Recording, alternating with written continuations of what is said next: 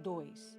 E depois que tiverem acabado de dar o seu testemunho, a fera que sobe do abismo fará guerra contra eles e vencê-los-á e matá-los-á.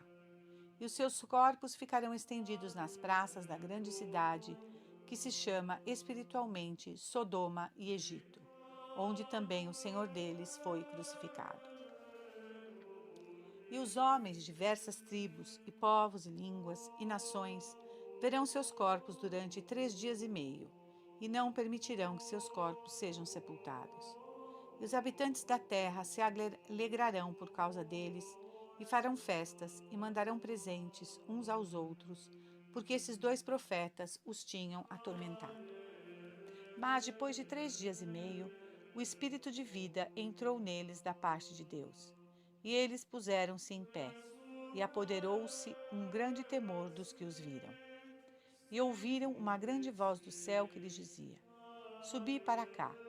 E subiram ao céu numa nuvem, e seus inimigos foram testemunhas disso. E naquela mesma hora, deu-se um grande terremoto, e caiu a 10ª parte da cidade. No terremoto morreram 7.000 homens, e os restantes, atemorizados, deram glória a Deus do céu. Apocalipse 11, 7 e 14. Que conclusão de um drama inaudito! Que afirmação do sobrenatural! Os 2 profetas se encontrarão em Jerusalém, onde seu Senhor foi crucificado. Participarão das divinas fraquezas de Jesus, como eles serão presos, como ele julgados, como ele atormentados, como eles serão mortos, também na cruz. Pensará que chegou o fim. O anticristo aparecerá triunfar em toda a linha. Zombarão dos 2 profetas, rirão e dançarão em torno de seus cadáveres. Deixá-los-ão em sepultura para se regalarem à vontade. Mas de repente os 2 profetas ressuscitarão. Uma grande voz soará do alto do céu, e eles subirão ao céu diante de uma multidão inumerável, tomada de súbito terror. Haverá um grande terremoto na cidade de Isida. 7.000 homens perderão a vida. Outros baterão no peito e darão graças a Deus. Repetimos, que drama, que desenlace. O que fará o anticristo diante de tais prodígios? Espumará de raiva, sentirá que tudo lhe escapa, que a hora da justiça está próxima. Pode-se acreditar que neste mesmo instante surgirá a sua punição, prescrita por São Paulo. Jesus Cristo o matará com o sopro de sua boca e o destruirá pelo brilho de sua vinda. 3 Tessalonicenses 2:8. No entanto, segundo os cálculos de Daniel, parece que o castigo do monstro será atrasado 30 dias depois da assunção triunfante de Enoque e Elias. Daniel diz que a partir da supressão do sacrifício perpétuo, quando aparecerá a abominação da desolação, passarão 1.290 dias. Daniel 12:11. Por consequência, 30 dias mais do que o tempo da pregação de Enoque e de Elias. Durante esse intervalo, o anticristo tentará, de todo jeito, retomar a influência perdida. Não queremos admitir nenhuma visão no âmbito deste relato. Se fazemos exceção para a de Santa Idelgarda sobre o fim do inimigo de Deus, é porque não passa de um comentário da palavra de São Paulo. Jesus o matará com o sopro de sua boca. A santa vem em espírito monstro, cercado de seus oficiais e de imensa multidão subir uma montanha. Chegando ao cume, anuncia que vai elevar-se nos ares. Foi elevado com efeito, como Simão o mágico, pelo poder do demônio. Mas, nesse momento, reboa um forte trovão e ele cai fulminado. Seu corpo se decompõe na mesma hora e exala um fedor intolerável e todos fugirão apavorados. Assim, ou de maneira análoga, acabará o inimigo de Deus. E seu imenso império se evaporará como uma fumaça. O mundo se sentirá aliviado de um peso esmagador. E haverá uma conversão geral que, no dizer de São Paulo, parecerá uma ressurreição. Disso falaremos no próximo artigo. Nono artigo, novembro de 1885. A conversão dos judeus. A Santa Escritura nos assinala um grande acontecimento que se nos mostra entrelaçado na guerra que o Anticristo desencadeará contra a Igreja, a conversão dos judeus. Deixamos este assunto de lado até aqui para tratá-lo com mais detalhes. Além disso, aqui ele estará muito bem colocado, pois a conversão dos judeus nos é apresentada como fruto da pregação de Elias. 1. O povo judeu é o ponto em torno do qual gira a história da humanidade. Ele recebeu o toque de Deus na pessoa de Abraão, de onde saiu. É, antes da vinda de Nosso Senhor, o povo sacerdotal por excelência, cujo estado, no testemunho de Santo Agostinho, é inteiramente profético. Dele nasceu a Santíssima Virgem e o Salvador do mundo. Ele formou o núcleo da Igreja nascente. Todos esses privilégios fazem da raça judia uma raça excepcional, cujos destinos são misteriosos. Por uma inversão estranha e lamentável, no momento em que ela, produz o Salvador do mundo, a raça eleita, a raça bendita entre todas, merece ser condenada. Recusa reconhecer, em sua humildade, aquele em quem ela não sabe adorar as grandezas invisíveis. Parece que Deus quis mostrar, assim, que não há nada da carne e do sangue na vocação do cristianismo, já que aqueles mesmos a quem pertencia o Cristo, segundo a carne, Romanos 9:5, são rejeitados por causa de seu orgulho tenaz e carnal. Será uma condenação definitiva? Permanecerão presas de Satã, excluídos do resto do mundo pela cruz do Senhor? Deus não permita. Deus prepara supremas misericórdias para o povo que foi seu. A esse povo, a quem foi dito, não sois mais meu povo, será dito um dia, vós sois os filhos do Deus vivo. Oséias 3, 4, 5. Depois de ter ficado longos anos sem rei, sem príncipe, sem sacrifício, sem altar, os filhos de Israel procurarão o Senhor seu Deus, e isso acontecerá no fim dos tempos. Elias será um instrumento dessa volta maravilhosa. Eu vos enviarei, diz o Senhor em Malaquias, o profeta Elias, antes que venha o grande e terrível dia do Senhor. E ele voltará o coração dos pais para os filhos, o coração dos filhos para os pais. Malaquias 4, 5, 6. Quer dizer, estabelecerá a harmonia dos mesmos amores, das mesmas adorações entre os santos antepassados do povo judeu e seus últimos descendentes. São Paulo insiste, por sua vez, sobre esse acontecimento tão consolador. Ele vê na condenação dos judeus a causa ocasional da vocação dos gentios. Depois acrescenta: porque eu não quero, irmãos, que vós ignoreis esse mistério, que uma parte de Israel caiu na cegueira, até que tenha entrado a plenitude das nações, e então todo Israel se salve. Romanos 11, 25. Tal é o desígnio de Deus.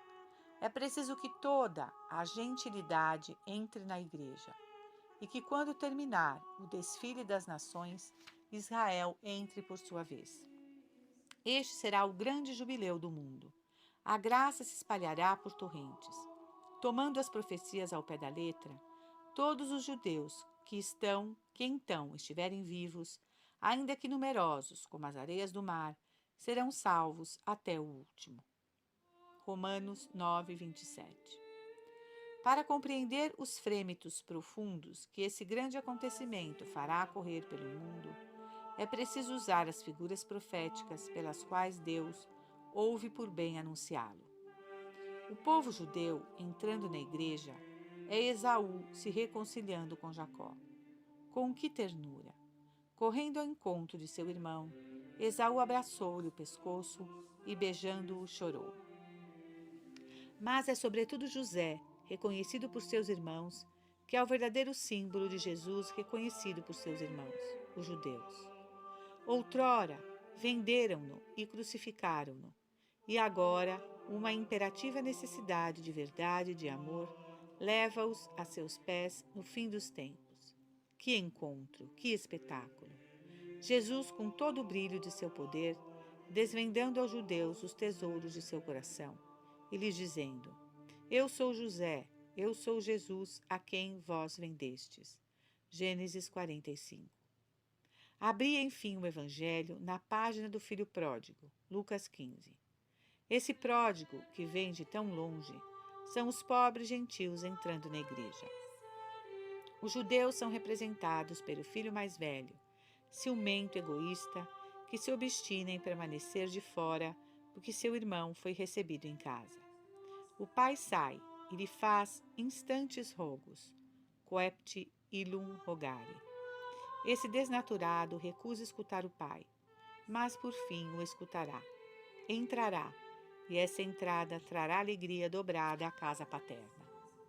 Não se pode imaginar qual será a alegria da igreja quando ela abrir seu seio de mãe aos filhos de Jacó. Não se pode imaginar as lágrimas, os transportes de amor destes quando for retirado o véu de seus olhos e reconhecerem seu Jesus. Qual será o momento preciso deste grande acontecimento? Esta é a dificuldade. Sem pretender resolvê-la, esperamos esclarecê-la um pouco. 2. Segundo a tradição, parece certo que o anticristo será da nacionalidade judia. Ele aparecerá como o produto desta fermentação de ódio que há séculos exaspera o coração dos judeus contra Jesus, seu terno irmão, seu incomparável amigo.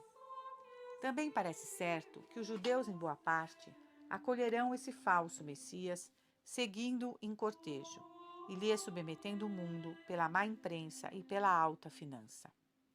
Mas, desde o tempo que precederá o homem do pecado, se formará entre os judeus uma corrente de adesão à igreja. Os grandes acontecimentos têm prelúdios que os anunciam. São Gregório declara que o furor da perseguição do anticristo cairá principalmente sobre os judeus convertidos, a quem ninguém igualará na constância em suportar todos os ultrajes e todos os tormentos pelo nome 1000 vezes bendito de Jesus. Esta passagem de São Gregório é muito importante para ser omitida. O grande Papa explica uma das grandes profecias em ação de Ezequiel. Ezequiel 3. É um drama em 3 atos. Primeiro, Deus ordena que o profeta saia para o campo. Esta saída representa a difusão do evangelho entre os gentios. Segundo, manda que volte para casa, onde é atado em cadeias, aprisionado e reduzido ao silêncio. Isso indica como o evangelho será pregado pelos judeus aos próprios judeus, dos quais alguns se converterão, outros prenderão os pregadores e os oprimirão com maus tratos durante a perseguição do anticristo. Terceiro, Deus aparece, abre a boca do profeta que fala com mais força do que nunca. É o que acontecerá na vinda de Elias, que com suas pregações inflamadas e irresistíveis converterá os restos de sua nação. Não nos cansamos de admirar a lucidez profética de São Gregório. Ele distingue de antemão as fases do grande acontecimento que nos ocupa. Cisão do povo judeu em 2 partes, opressão dos convertidos pelos refratários, conversão total operada por Elias. O Santo Papa assegura em seus comentários sobre Jó que esta volta definitiva dos restos de Israel será feita diante dos próprios olhos e a despeito da raiva do anticristo. Se a Igreja goza de semelhantes consolações, debaixo do fogo da perseguição, qual não será esse gozo na hora do triunfo? É o que vamos considerar rapidamente. 3. Deus emprega anjos maus para destruições necessárias. O anticristo, a seu modo e sem o querer, será a vara de Deus. Esta vara de ferro pulverizará os cismas, as heresias, as falsas religiões, os restos do paganismo, o maometismo e o próprio judaísmo. ela esmagará o mundo em favor de uma prodigiosa unidade. Quando esse colosso de impiedade for abatido pela pedrinha, essa se tornará uma montanha imensa e cobrirá a terra. O Evangelho, não tendo mais nenhuma sorte de obstáculo, reinará sem contradição sobre o universo inteiro. Os judeus serão os primeiros operários deste estabelecimento do reino de Deus. São Paulo se extasia diante das grandes coisas que resultarão de sua conversão. Se o pecado dos judeus foi a riqueza do mundo e a sua redução à riqueza das nações, quanto mais sua adesão total, se sua perda é a reconciliação do mundo, o que será sua entrada na igreja senão uma ressurreição? Romanos 11, 12. Tememos enfraquecer estas antíteses enérgicas, comentando-as. É legítimo concluir que os judeus convertidos porão a serviço da igreja o inestimável ardor do proselitismo. Rejuvenescida por essa infusão de vida, a igreja sairá das garras da perseguição como de um túmulo e tomará posse do mundo com a majestade de uma rainha e a ternura de uma mãe. Serão esses acontecimentos o prelúdio imediato do último julgamento, ou a aurora de uma nova era? Falaremos sobre as conjecturas que se pode formular sobre esta questão. 10º artigo. Janeiro de 1886. A vinda do soberano juiz. É supérfluo procurar precisar a hora em que terá lugar a segunda vinda de nosso Senhor.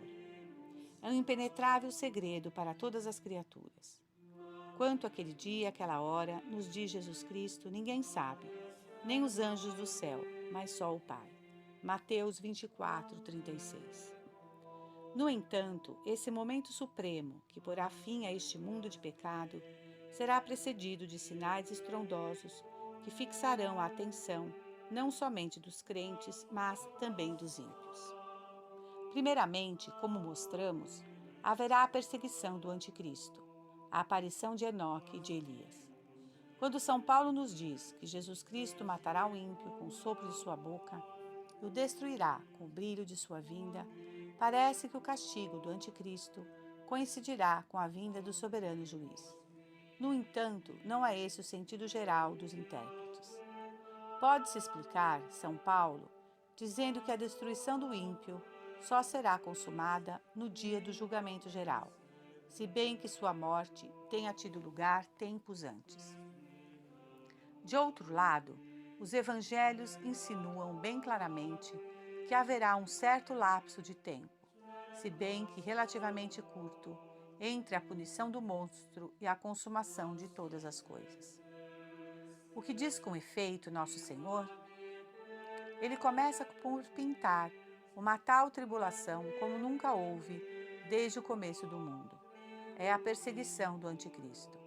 Depois acrescenta: logo depois da tribulação daqueles dias, escurecerá o sol, a lua não dará a sua luz, e as estrelas cairão do céu, e as potestades do céu serão abaladas. E então aparecerá o sinal do Filho do Homem no céu, e todas as tribos da terra chorarão, e verão o Filho do Homem vir sobre as nuvens do céu, com grande poder e majestade. Mateus 24, 29 e 30. Esses são os sinais que precederão imediatamente a vinda de Jesus Cristo como juiz. Mas como conciliar todos esses terríveis prelúdios com essa surpresa e imprevisão que, segundo outros textos do Evangelho, caracterizam esse acontecimento? Um pouco mais adiante, com efeito, Nosso Senhor nos apresenta os homens dos últimos dias do mundo semelhante aos contemporâneos de Noé, que o dilúvio surpreende comendo e bebendo, casando-se e dando as filhas em casamento. Santo Tomás responde a essa objeção dizendo que todos os abalos precursores do fim do mundo podem ser considerados como fazendo corpo com o próprio julgamento, parecendo esses estalos sinistros que não se distinguem do desmoronamento que o segue. Antes de todos esses terríveis presságios, os homens poderão zombar das advertências da Igreja.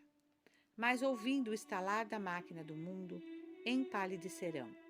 E como diz São Lucas, secarão de medo, à espera do que sobrevirá ao universo. Lucas 21, 26.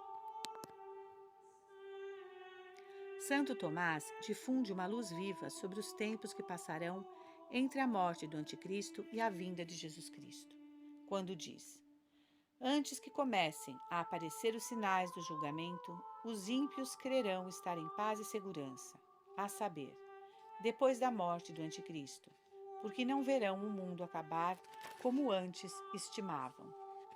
Com a ajuda desta palavra, podemos formar conjecturas mais plausíveis sobre os últimos tempos do mundo.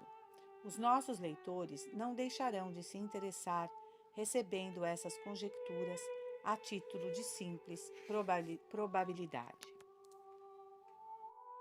2. Dissemos e mantemos como incontestável que a morte do Anticristo será seguida de um triunfo sem igual da Santa Igreja de Jesus Cristo. As alegrias proféticas de Tobias, recuperando a vista, ao mesmo tempo que reencontra o filho, a embriagadora alegria dos judeus com a queda de Amã e de seus satélites, os transportes dos habitantes de Betúlia, libertados por Judite do círculo de ferro que os apertava, a purificação do templo pelos macabeus, vencedores do ímpio Antíoco, enfim, e sobretudo o calmo e pacífico triunfo de Jó, restabelecido por Deus em todos os seus bens, vendo acorrer a seus pés amigos e parentes arrependidos e reunindo todos em um banquete religioso, todas essas imagens exprimem insuficientemente o estado da Santa Igreja, abrindo seu coração e seus braços a seus inimigos, como a seus filhos, aos judeus convertidos, como a seus heréticos reconciliados, aos descendentes de Cã, como aos filhos de Sam e de Jafé, em uma palavra, realizando a unidade comprada pelo sangue de um Deus, um só rebanho e um só pastor. Certamente, e mesmo neste período de triunfo, haverá ainda maus e ímpios, mas é-nos permitido pensar que eles se esconderão e que desaparecerão na intensidade da alegria pública. Infelizmente, esses belos dias não durarão mais do que o tempo de poder esquecer os solenes acontecimentos que os fizeram nascer. Pouco a pouco a tibieza sucederá ao fervor, e essa passagem insensível se fará tão mais depressa quanto menos inimigos da Igreja tiver então para combater. O estimado autor, Padre Armijon, pinta assim o estado no qual o mundo então cairá. A queda do mundo, diz ele, terá lugar instantaneamente e de improviso. Veniet dies Domini sicut fur. 2 Pedro 3,10. Acontecerá em uma época em que o gênero humano, mergulhado no mais profundo desleixo, estará a 1000 léguas de sonhar com o castigo e com a justiça. A misericórdia divina terá esgotado todos os meios de ação. O anticristo terá aparecido. Os homens, espalhados em todos os espaços, terão sido chamados ao conhecimento da verdade. A Igreja Católica, por uma última vez, terá desabrochado na plenitude da sua vida e da sua fecundidade. Mas todos esses favores, assinalados e superabundantes, todos esses prodígios, serão novamente apagados do coração e da memória dos homens. A humanidade, por um abuso criminoso das graças, voltará a seu vômito. Voltando todas as suas aspirações para a terra, dará as costas a Deus, a ponto de não ver mais o céu, nem se lembrar de seus justos julgamentos. Daniel 13:9. Toda a fé estará extinta nos corações. Toda a carne terá corrompido seu caminho. A divina providência julgará que já não há mais remédio. Será de Jesus Cristo como no tempo de Noé.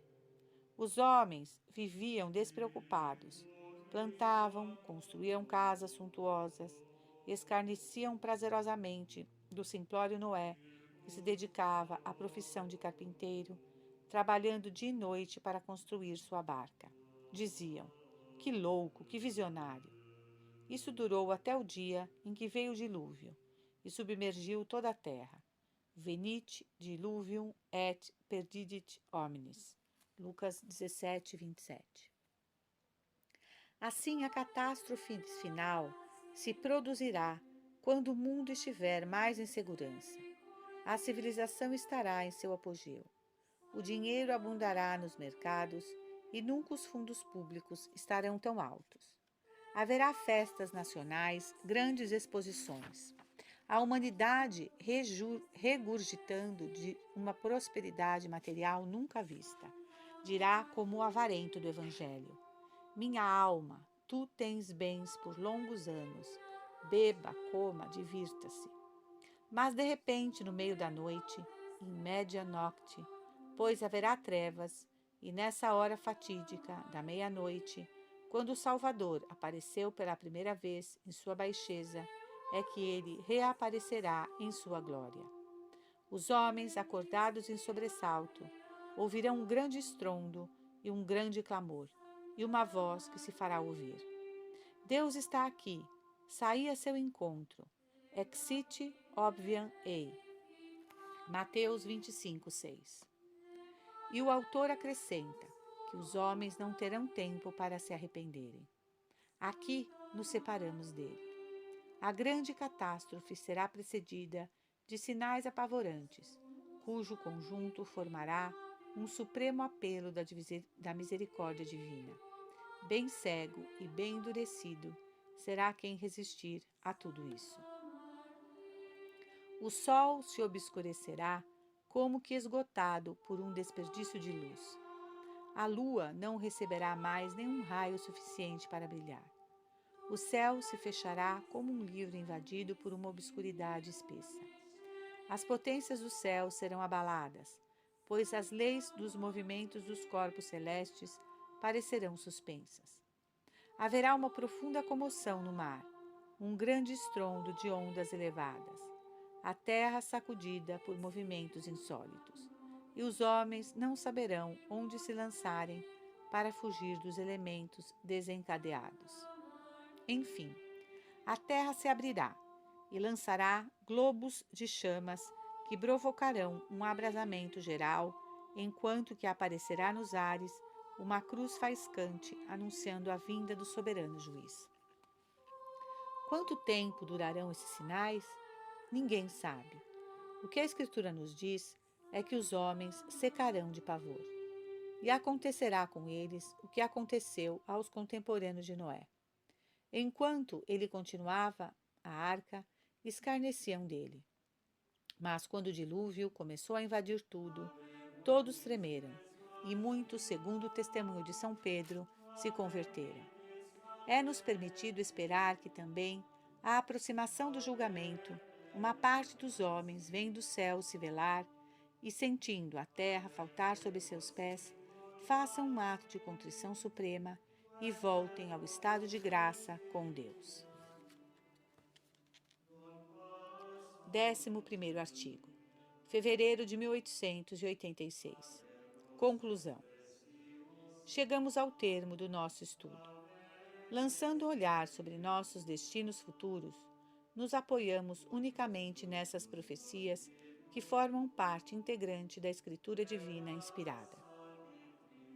A substância de nosso trabalho é, pois, tirada das próprias fontes onde se alimenta a fé católica, e nós pensamos que não se possa negar sem temeridade o que adiantamos no tocante ao acontecimento do Anticristo, o aparecimento de Enoque e Elias, a conversão dos judeus, os sinais precursores do julgamento. Onde poderíamos nos enganar seria nos comentários que fizemos de diversas passagens do Apocalipse, assim como no encaminhamento que procuramos estabelecer entre os acontecimentos citados mais acima. Mas, se erramos, foi seguindo intérpretes autorizados, no mais das vezes, os padres da Igreja.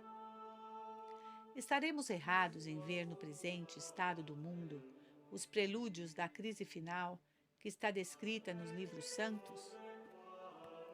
Não cremos. A apostasia começada nas nações cristãs o desaparecimento da fé em tantas almas batizadas, o plano satânico da guerra travada contra a Igreja, a chegada ao poder das seitas maçônicas, são tais fenômenos que não poderíamos imaginar mais terríveis. No entanto, não gostaríamos de forçar nosso pensamento. A época em que vivemos é indecisa e atormentada. A humanidade está inquieta e hesitante. Ao lado do mal, há o bem. Ao lado da propaganda revolucionária e satânica, há um movimento de renascimento católico manifestado em tantas obras generosas e santas empresas. As duas correntes se desenham cada dia mais claramente. Qual das duas arrastará a humanidade? Só Deus sabe.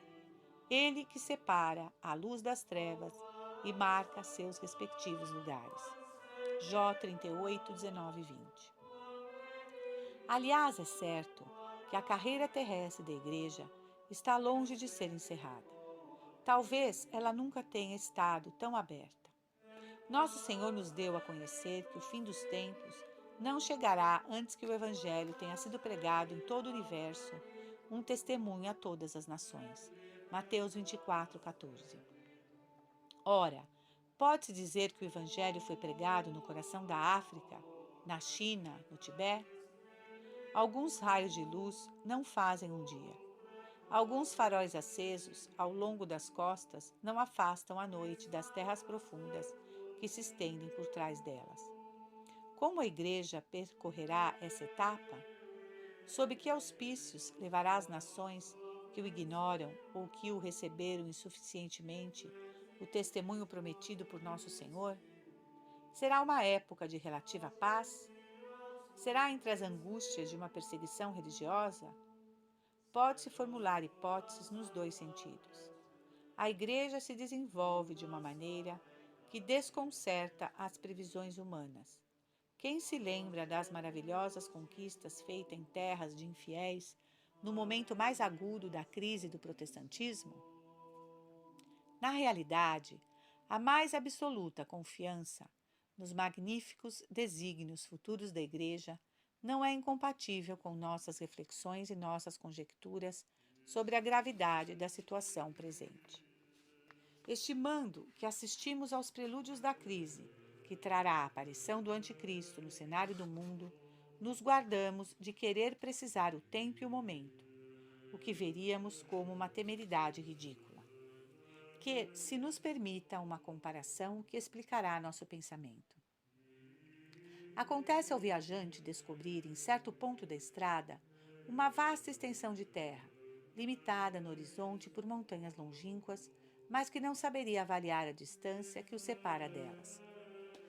Quando empreende atravessar essa distância intermediária, encontra barrancos, colinas, riachos e o fim parece se afastar à medida que ele se aproxima. Assim são para nós os tempos presentes.